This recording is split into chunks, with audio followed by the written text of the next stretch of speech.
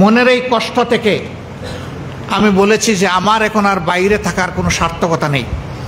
আমি নিজেও এখন এর প্রতিবাদে জেলে যেতে চাই। আমি স্বেচ্ছায় যাব, সরকার যেন আমাকে জেলে পাঠানোর ব্যবস্থা করে।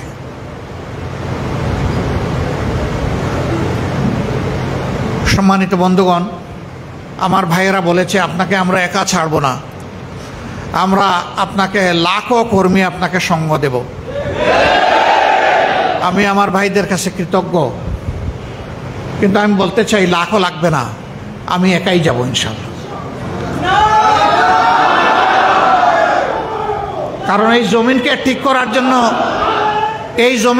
করার জন্য আমার সহকর্মীদেরকে বাইরে থাকতে হবে। সবাই ভিতরে গেলে এই জমিনের জঞ্জাল পরিষ্কার করবে কে? আমার সহকর্মীরা থাকুক, জঞ্জাল পরিষ্কার করুক, আর আমি মুসলিমের প্রতীক হিসাবে, প্রতিবাদ হিসাবে আমি জেলে চলে যাই। কারণ ফ্যাসিস্ট সরকার তো আমাকে দফায় দফায় জেলে নিয়েছে। আমাকে আগের দিন নিচে পরের দিন ছেড়েছে এমন কোনো ইতিহাস নেই। আজ বন্দি করেছে 2 মাসের, 1 মাসের মাথায় ছেড়ে দিয়েছে এমন কোনো ইতিহাস নেই। আমাকে দীর্ঘ সময় জেলে রেখে পরীক্ষা নিরীক্ষা করেছে। ফ্যাসিস্ট আমলে আমি জেলে গিয়েছি, সেই অভিজ্ঞতা আমার আছে। এখন এই দুনিয়াবাসী, দেশবাসীর সাক্ষী থাকুক, ফ্যাসিজমের বিদায় নেওয়ার পরেও সেই একই ব্যক্তি আবার জেলে যাচ্ছে। আমার সম্মানিত ভাইয়েরা,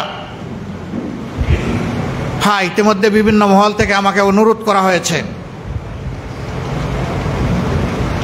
যে অনেক ধৈর্য ধরেছেন, আরো একটু অল্প ধৈর্য ধরুন।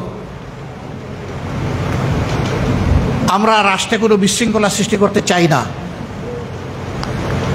কিন্তু আমাদের সাথে কেউ যদি খেলেন তাহলে আমরা কারো দাবার গুটি হব না।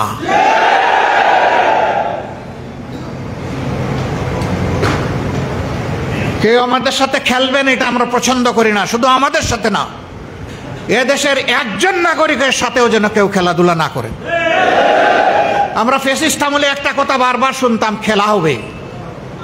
ওই খেলা আর দেখতে চাই না। জাতির ভাগ্য নিয়ে যারা খেলা করে এরা একটা দেশের দায়িত্বশীল নাগরিক হতে পারে না, এরা দুষ্টা।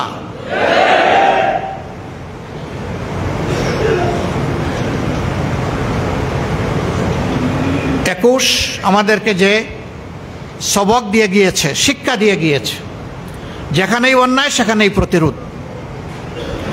এটা যার আমলেই হোক, আমরা সেই প্রতিরোধ করার জন্য অঙ্গীকারবদ্ধ।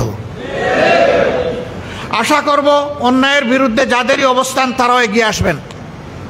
সবাই আসলে আমরা মহা খুশি, কেউ না আসলে আমরা একাই দাঁড়িয়ে থাকবো ইনশাআল্লাহ।